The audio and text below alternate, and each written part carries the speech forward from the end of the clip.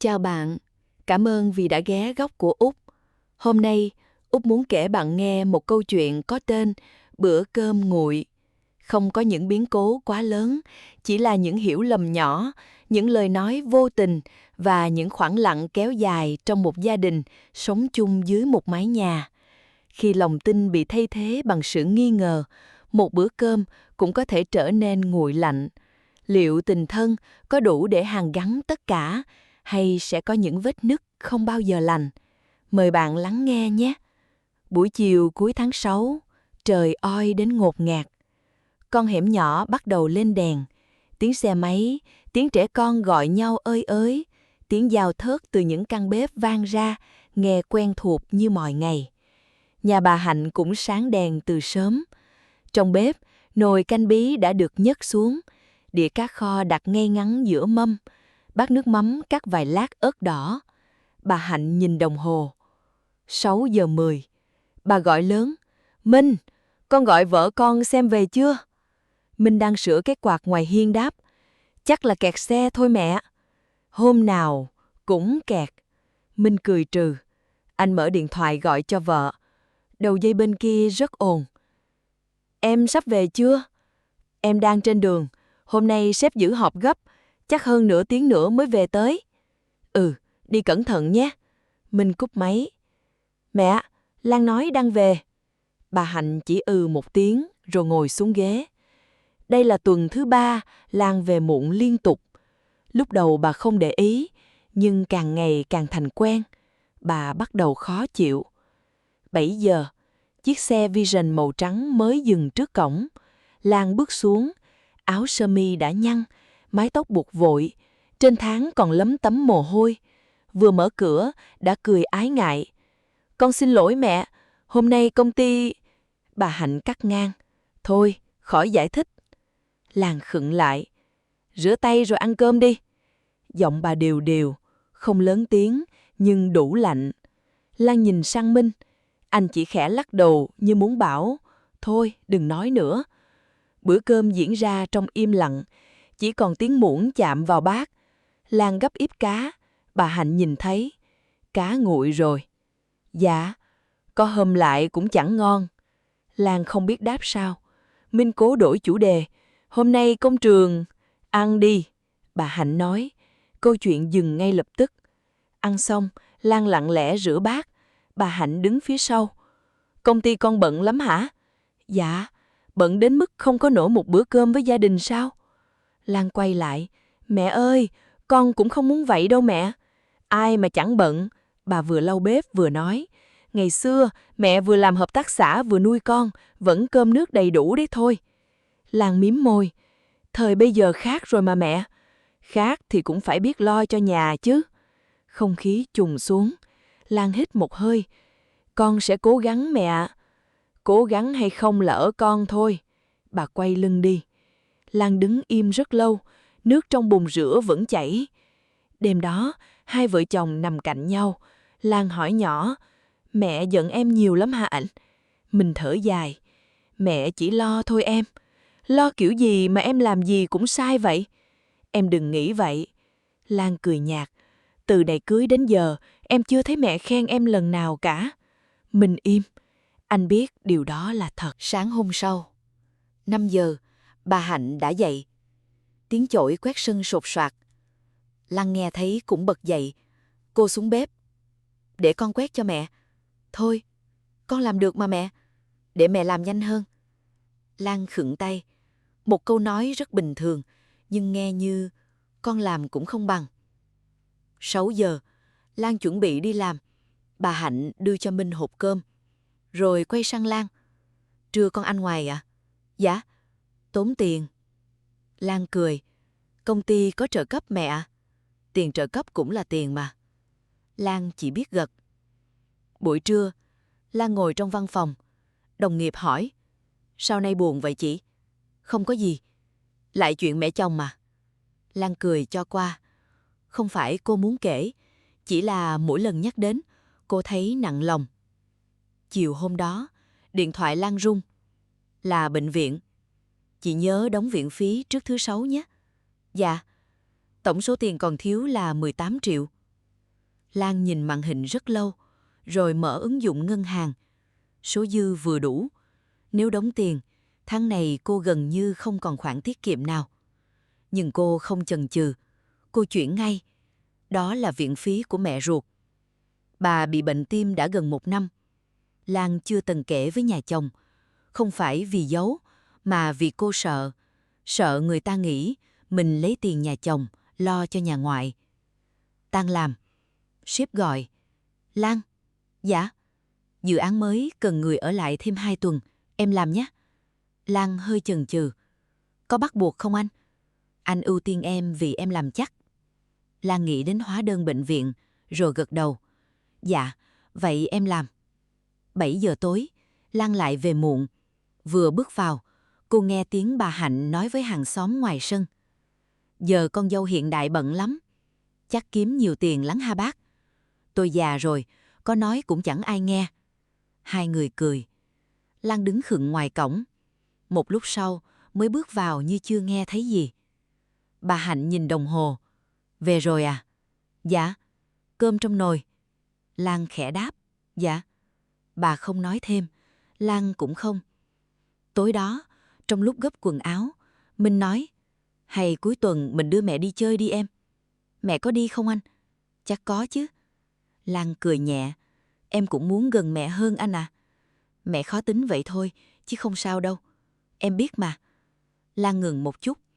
Nhưng đôi khi em thấy mình cố bao nhiêu cũng không đủ. Minh ôm vai vợ. Rồi sẽ ổn thôi em. Lan không nói gì. Cô nhìn ra cửa sổ. Ngoài sân, bà Hạnh vẫn ngồi một mình. Ánh đèn vàng hắt lên gương mặt nhiều nếp nhăn. Có những lúc, Lan muốn bước ra ngồi cạnh, muốn hỏi bà thích ăn gì, muốn kể chuyện công ty, muốn nghe bà kể chuyện ngày xưa. Nhưng mỗi lần vừa định mở lời, một câu trách nhẹ, một ánh mắt không hài lòng, lại khiến cô lùi bước. Khoảng cách giữa hai người không phải do một lần cãi vã. Nó lớn dần từ những bữa cơm nguội, những câu nói ngắn, những lần im lặng và cả những điều chưa ai chịu nói thật với nhau. Sáng thứ Bảy, hiếm khi cả nhà đều không phải đi làm từ sớm. Mới hơn 6 giờ, bà Hạnh đã ra chợ. Hơn 7 giờ, bà xách 2 túi đồ lớn về. Vừa đặt xuống bếp, bà đã gọi. Lan ơi, xuống phụ mẹ một tay con. Lan đang thay ga giường, liền chạy xuống. Dạ, con xuống đây. Cô nhận lấy túi rau từ tay mẹ, rồi bắt đầu nhặt. Bà Hạnh thì vừa rửa cá vừa nói. Hôm nay dì Thu với cậu Tư qua ăn cơm đấy. Lan ngẩng lên. Dạ, hôm qua mẹ chưa cho con biết. Mẹ mới hẹn tối qua mà. Dạ, vậy để con làm thêm vài món nữa nhé mẹ. Thôi, mẹ làm được. Lan cười. Hai mẹ con cùng làm sẽ nhanh hơn. Bà Hạnh không đáp. Một lúc sau mới nói. Con biết làm món thịt đông không? Lan lắc đầu. Dạ, con chưa làm bao giờ. Đấy, bà thở nhẹ. Mấy món truyền thống cũng phải nên học chứ. Lan chỉ im lặng. Đến gần trưa, khách đến. Dì Thu vừa bước vào đã cười lớn. Ôi, lâu lắm mới sang. Bà Hạnh niềm nở đón. Dì vào đi. Lan từ trong bếp bước ra. Con chào dì. Ừ, con dâu đi làm suốt nên hiếm gặp quá. Lan cười xã giao. Dạ, dạo này công ty con hơi bận tí. Dì Thu nhìn bà Hạnh. Con gái bây giờ giỏi thật, kiếm tiền còn hơn cả đàn ông. Bà Hạnh cười nhạt. Kiếm được tiền thì tốt, nhưng nhà cửa cũng phải biết lo. Câu nói nghe như vô tình, nhưng cả bàn đều hiểu. Lan cúi xuống rót trà, bàn tay khẽ siết chặt quai ấm. Trong bữa ăn, dì Thu gắp miếng cá rồi khen. Cá kho ngon ghê. Bà Hạnh cười. Chị già rồi, may mà còn làm được chút việc. Rồi bà quay sang Lan. Chứ mà để con dâu làm thì chắc mọi người phải đợi. Không ai cười. Không khí bỗng trùng xuống. Minh đặt bát cơm xuống. Mẹ nói có gì sai đâu. Lan mỉm cười. Dạ, mẹ nói đúng đó. Con chưa thể khéo bếp núc bằng mẹ. Dì Thu vội đổi chủ đề.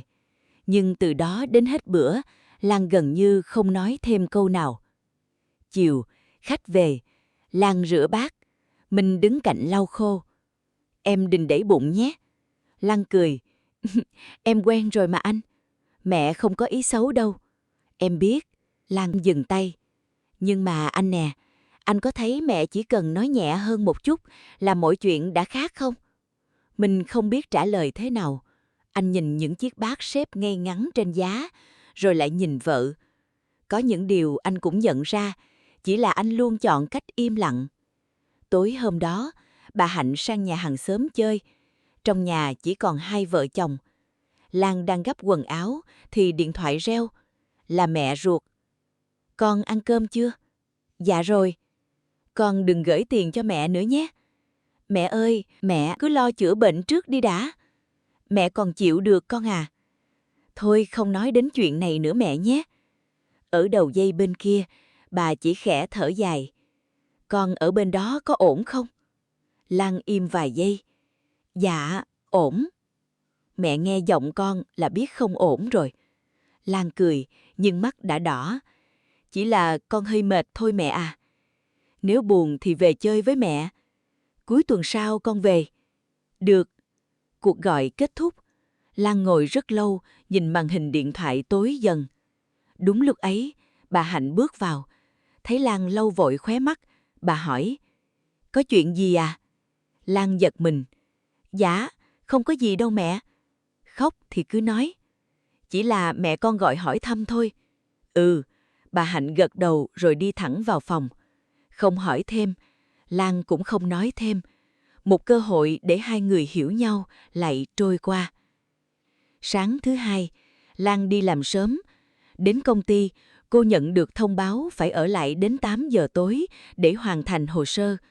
Cô nhìn đồng hồ rồi nhắn cho Minh. Hôm nay em về muộn, anh nói với mẹ giúp em nhé. Minh trả lời ngay, ừ.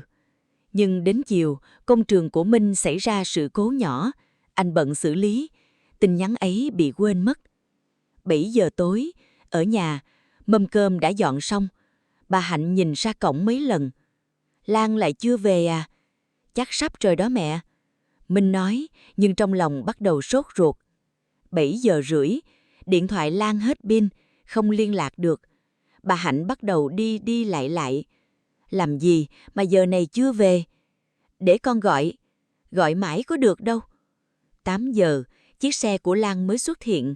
Cô vừa bước vào sân đã xin lỗi. Con xin lỗi. Chưa kịp nói hết câu, bà Hạnh cất giọng. Công ty gì mà ngày nào cũng tăng ca? Lan đứng sững. Dạ. Hay là còn chuyện khác? Không khí bỗng đặc quánh. Lan ngẩng lên.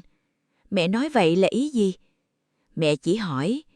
Nhưng mà cách mẹ hỏi làm con thấy mẹ không tin con. Bà Hạnh khoanh tay. Nếu không có gì thì việc gì phải sợ người ta hỏi? Lan hít sâu. Con chưa bao giờ làm điều gì có lỗi với gia đình này cả. Vậy thì tốt. Bà quay lưng. Ăn cơm đi. Lan nhìn mâm cơm đã nguội. Đột nhiên cô thấy cổ họng nghẹn lại. Còn không ăn đâu. Cô bước thẳng lên phòng. Đêm ấy, hai mẹ con không nói với nhau thêm lời nào.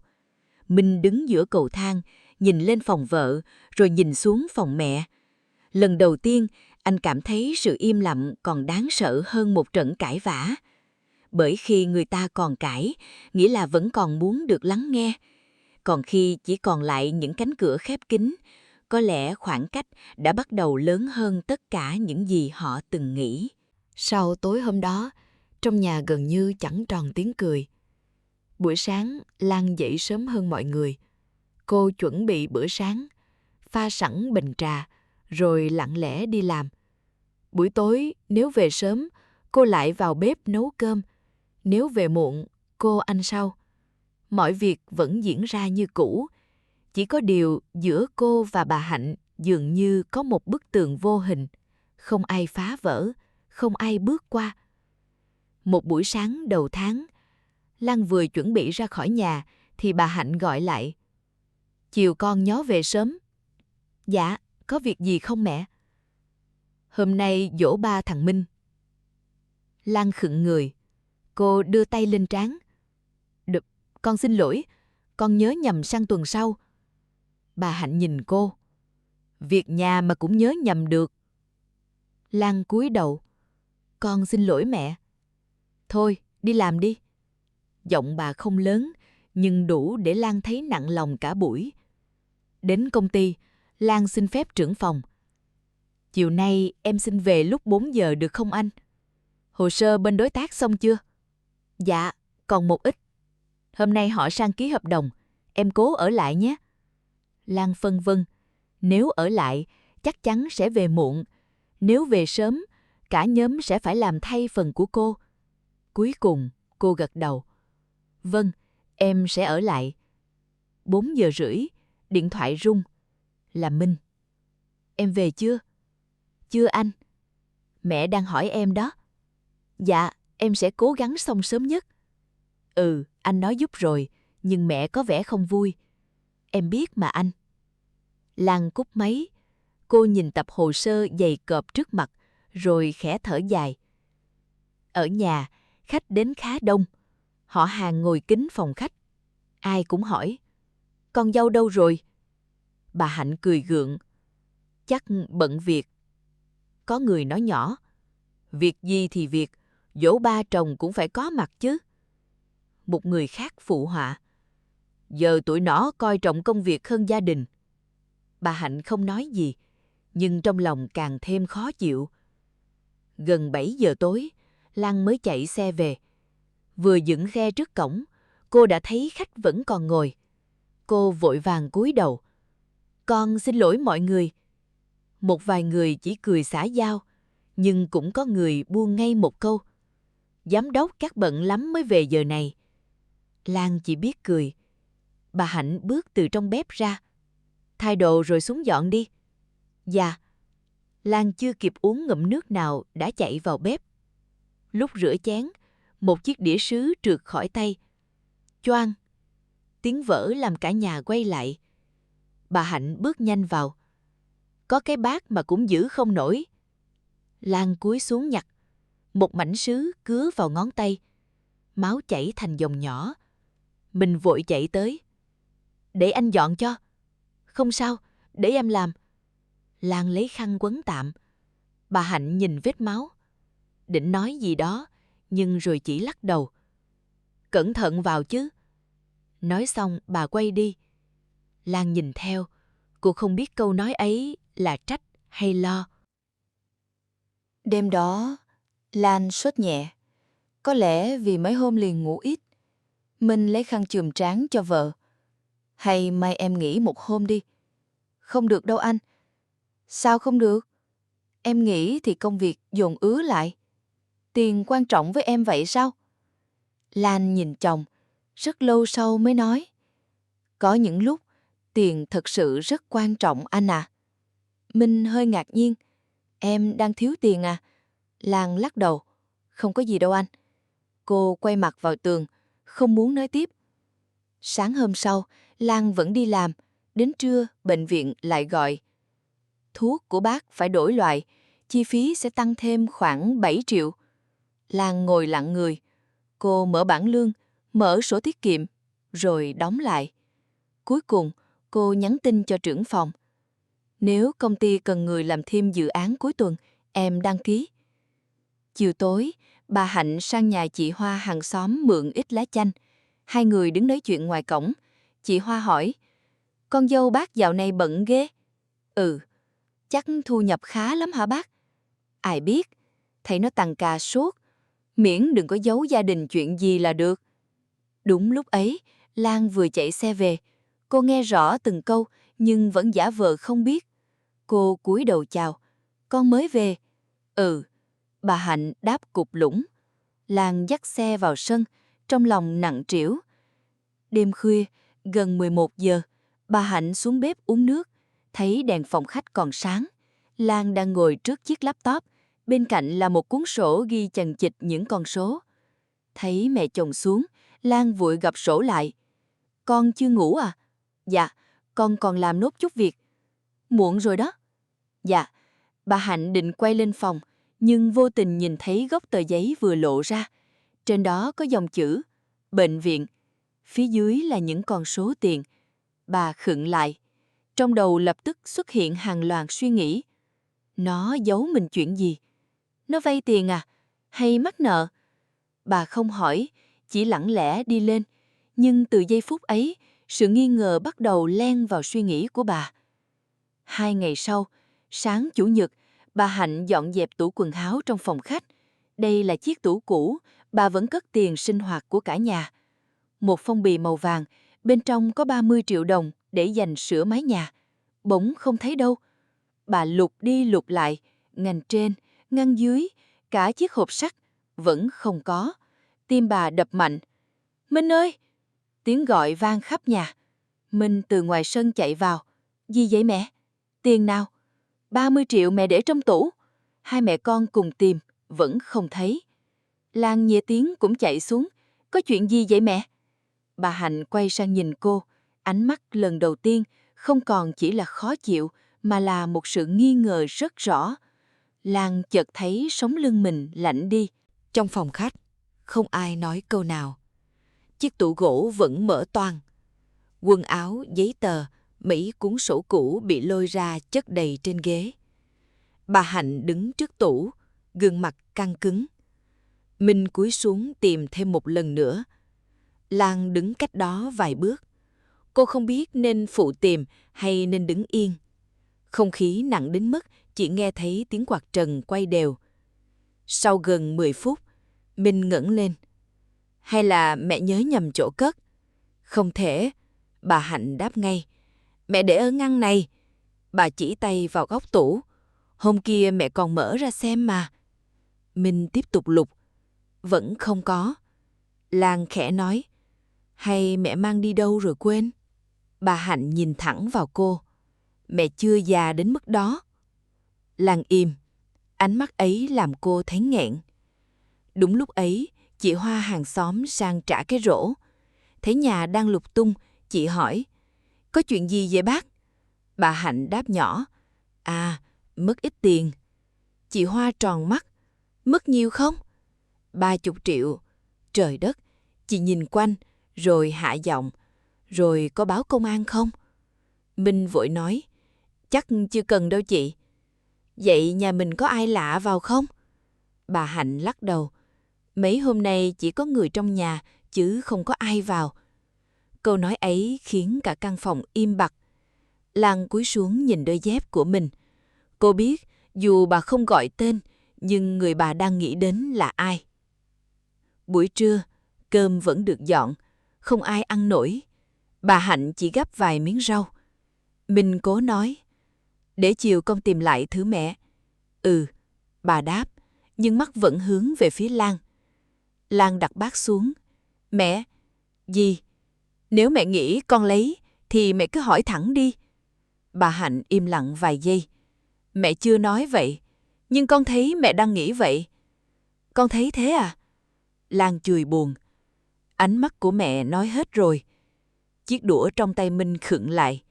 Hai người bình tĩnh đi nào. Không ai nghe anh. Bà Hạnh chậm rãi nói. Mẹ chỉ thấy dạo này con cần tiền phải không? Lan giật mình. Sao mẹ biết? Đêm hôm trước mẹ thấy con ghi chép tiền viện phí gì đó. Lan siết chặt bàn tay. Mẹ xem sổ của con sao? Không, mẹ chỉ vô tình nhìn thấy. Vậy cho nên mẹ nghĩ con lấy tiền của mẹ phải không? Mẹ chưa kết luận gì cả. Nhưng mẹ đang nghi ngờ con. Giọng Lan bắt đầu run. Minh quay sang vợ. Em bình tĩnh xem nào. Lan nhìn chồng. Nếu là anh có bình tĩnh được không? Có ai bảo em lấy đâu. Nhưng ai cũng nghĩ như vậy. Cô đứng bật dậy.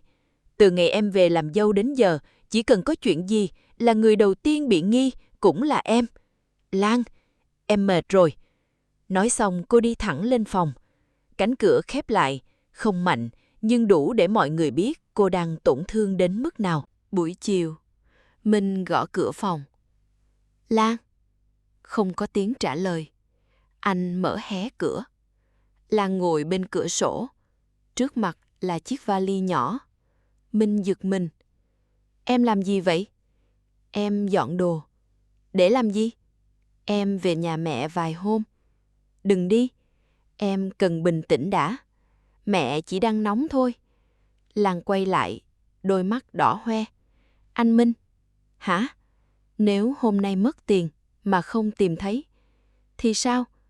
Thì em sẽ mãi là người lấy phải không? Minh không biết nói gì. Anh chưa từng nghĩ đến điều đó. Tối đến, cả nhà vẫn không ai ăn cơm. Mỗi người một góc. Khoảng 8 giờ, bà Hạnh đi ngang phòng Lan. Cửa hé mở. Bà thấy Lan đang gọi điện. Dạ, bác sĩ, con sẽ chuyển thêm tiền trong tuần này. Mẹ con có đỡ hơn không bác? Bà Hạnh đứng khựng lại. Mẹ con? Chuyển thêm tiền? Bà lặng lẽ bước đi. Trong đầu bắt đầu xuất hiện một suy nghĩ khác. Có lẽ Lan thật sự cần tiền. Nhưng điều đó lại càng khiến bà rối hơn. Đêm ấy, Minh nằm ở phòng khách. Anh không biết nên ở cạnh mẹ hay cạnh vợ. Hai người phụ nữ quan trọng nhất cuộc đời anh. Một người sinh ra anh, một người chọn đi cùng anh. Vậy mà lúc này, anh lại không bảo vệ được ai.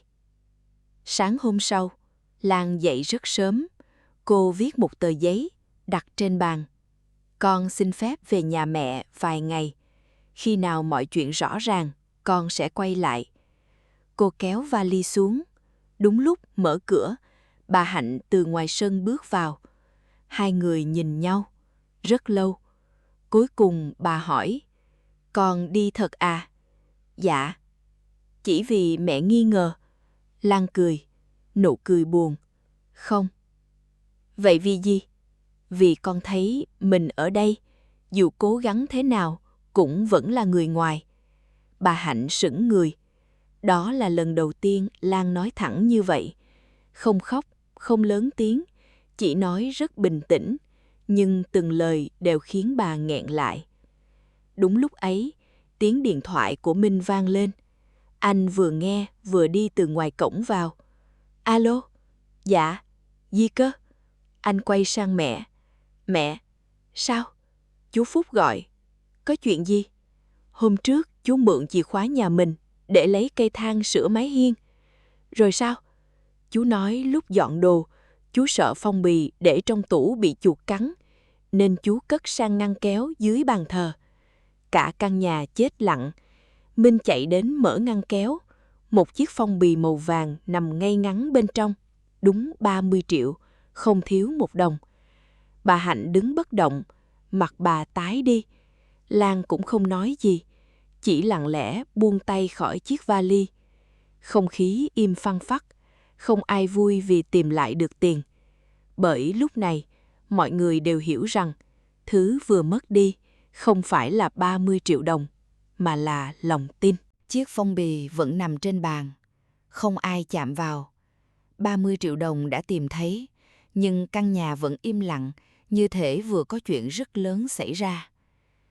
Lan kéo chiếc vali vào sát chân. Cô không đi nữa, nhưng cũng không biết nên nói gì. Mình nhìn mẹ, rồi nhìn vợ. Lần đầu tiên sau nhiều tháng, anh hiểu rằng nếu mình tiếp tục im lặng, thì mọi chuyện sẽ không bao giờ thay đổi. Anh cầm chiếc phong bì đặt lại trước mặt bà Hạnh. Mẹ, bà Hạnh không ngẩng đầu. Con nghĩ mẹ nên nói với Lan một câu. Bà Hạnh siết chặt hai bàn tay. Đã gần 60 tuổi, từ nhỏ đến lớn, bà rất ít khi nhận sai. Không phải vì bà cố chấp, mà vì bà không quen. Trong suy nghĩ của bà, người lớn chỉ cần làm đúng, không cần nói xin lỗi. Nhưng hôm nay, bà biết mình đã sai. Sai không phải vì làm mất tiền, mà vì để sự nghi ngờ đi trước lòng tin. Bà Hạnh chậm rãi đứng dậy, bước đến trước mặt Lan. Khoảng cách chỉ hơn 1 mét, nhưng bà mất rất lâu mới bước hết. Bà nhìn cô, môi mấp máy mấy lần, cuối cùng chỉ nói được 3 chữ. Mẹ, xin lỗi. Lan ngước lên. Đó là câu nói cô chưa từng nghĩ sẽ được nghe. Cô không khóc, chỉ thấy sống mũi cay cay. Con không giận mẹ. Bà Hạnh lắc đầu. Con có quyền giận, mà con chỉ buồn thôi mẹ à. Mẹ biết. Bà cúi mắt. Mẹ cứ nghĩ mình thương con trai nên phải giữ gìn mọi thứ cho nó. Đến lúc nhận ra thì lại làm con tổn thương. Lan khẽ thở dài. Con chưa bao giờ muốn lấy của nhà mình bất cứ thứ gì. Con biết không, bà Hạnh nói rất nhỏ. Mẹ mất chồng sớm, một mình nuôi Minh lớn, nên cái gì mẹ cũng sợ mất tiền, sợ mất nhà, sợ cả mất con.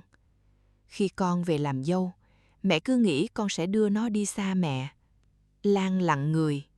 Đó là lần đầu tiên bà nói thật lòng, không phải bằng những lời trách móc, mà bằng nỗi sợ mà bà đã giấu suốt nhiều năm.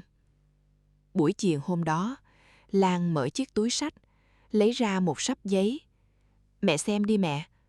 Bà Hạnh cầm lấy, là hóa đơn bệnh viện, phiếu nhập viện, phiếu thanh toán, đơn thuốc, tất cả đều mang tên mẹ ruột của Lan. Bà nhìn từng tờ giấy, không nói một lời. Lan nhẹ nhàng. Dạo này con tăng ca vì muốn có thêm tiền chữa bệnh cho mẹ con. Con không nói vì sợ mẹ nghĩ con mang tiền của nhà chồng về bên nhà ngoại. Thật ra, con kiếm được con đều ghi riêng. Con chưa từng động đến tiền sinh hoạt của gia đình. Bà Hạnh cúi đầu, hai bàn tay run run. Sao con không nói với mẹ? Lan cười nhạt. Có mấy lần con định nói, nhưng mỗi lần mở lời, con lại thấy mẹ đang không vui, rồi con thôi luôn. Bà Hạnh nghe xong, nước mắt lặng lẽ rơi xuống. Đó là lần đầu tiên Lan thấy mẹ chồng khóc, không phải vì giận, mà vì hối hận. Buổi tối, ba người ngồi ăn cơm. Mâm cơm đơn giản, đĩa trứng chiên, bát canh rau, đĩa cá kho. Không ai nói nhiều. Đang ăn, bà Hạnh gắp cho Lan miếng cá. Miếng này ít xương. Lan hơi bất ngờ. Dạ, con cảm ơn mẹ. Bà chỉ gật đầu, không nói gì thêm. Nhưng Minh nhìn thấy, anh mỉm cười. Có những thay đổi không cần ồn ào, chỉ cần một miếng cá cũng đủ nói lên rất nhiều điều. Những ngày sau đó, không phải mọi thứ bỗng nhiên hoàn hảo. Bà Hạnh vẫn quen dậy sớm, vẫn nhắc Lan nhớ phơi quần áo, vẫn chê món canh hôm nay hơi nhạt, nhưng giọng bà đã khác, không còn gay gắt. Lan cũng thay đổi. Nếu phải tăng ca, cô sẽ chủ động gọi về cho bà. Nếu cuối tuần rảnh, cô cùng mẹ đi chợ. Hai người vẫn có lúc bất đồng, nhưng không còn im lặng nhiều ngày như trước. Một chiều chủ nhật, hai mẹ con đang nhặt rau ngoài sân. Chị Hoa hàng xóm ghé qua. Hôm trước nhà bác mất tiền, đã tìm được chưa? Bà Hạnh cười. Tìm được rồi. Ai lấy vậy? Bà Hạnh nhìn sang Lan, rồi bình thản đáp. Không ai lấy cả. Là tôi nhớ nhầm chỗ. Chị Hoa ngạc nhiên. Vậy hả? Ừ, già rồi, trí nhớ kém. Lan lặng lẽ nhìn mẹ chồng. Cô hiểu, bà đang nhận phần sai về mình. Không muốn ai phải nhìn con dâu bằng ánh mắt nghi ngờ nữa. Sau khi chị Hoa đi khỏi, Lan khẽ nói. Cảm ơn mẹ. Mẹ cảm ơn con mới đúng, vì vẫn chịu ở lại. Vài tuần sau, Lan xin nghỉ phép một ngày để đưa mẹ ruột tái khám. Sáng hôm đó, bà Hạnh gọi cô lại. Con chờ chút. Bà đi vào phòng. Lúc quay ra, trên tay là một túi trái cây và ít bánh. Mang về cho mẹ con. Lan ngỡ ngàng. Mẹ, người bệnh ăn được thì ăn, không thì để người nhà ăn. Con đừng chê ít. Lan xúc động. Dạ, con cảm ơn mẹ. Con đi đường nhớ cẩn thận. Lần đầu tiên, câu dặn dò ấy không khiến Lan thấy áp lực, mà thấy ấm lòng. Chiều muộn, Lan trở về, mẹ ruột cô gửi theo một hũ dưa món.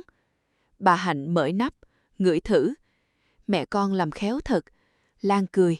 Mẹ con bảo khi nào khỏe sẽ sang chơi. Thế thì tốt rồi, nhà lúc nào cũng có cơm.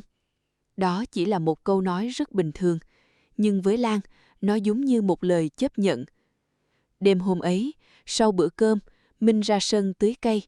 Qua ô cửa sổ, anh thấy hai người phụ nữ đang ngồi bóc đậu. Bà Hạnh kể chuyện ngày xưa. Lan vừa nghe vừa cười, thỉnh thoảng lại hỏi thêm vài câu. Tiếng cười nhỏ vang lên trong căn bếp. Không lớn, nhưng đủ để xua đi cảm giác lạnh lẽo đã kéo dài suốt mấy tháng. Minh đứng ngoài hiên, khẽ mỉm cười.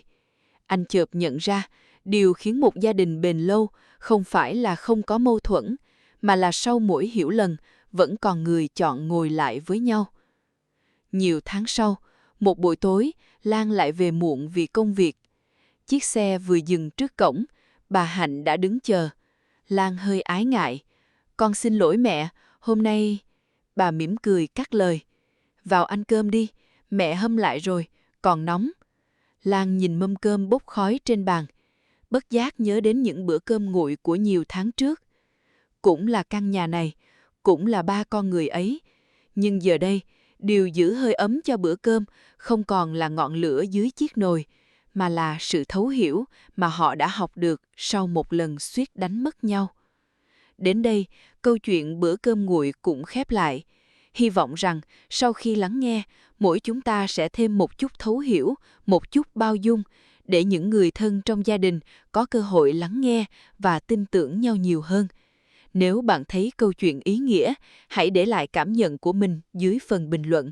Và đừng quên đăng ký kênh để đồng hành cùng những câu chuyện đời thường đầy cảm xúc trong những video tiếp theo. Xin cảm ơn và hẹn gặp lại!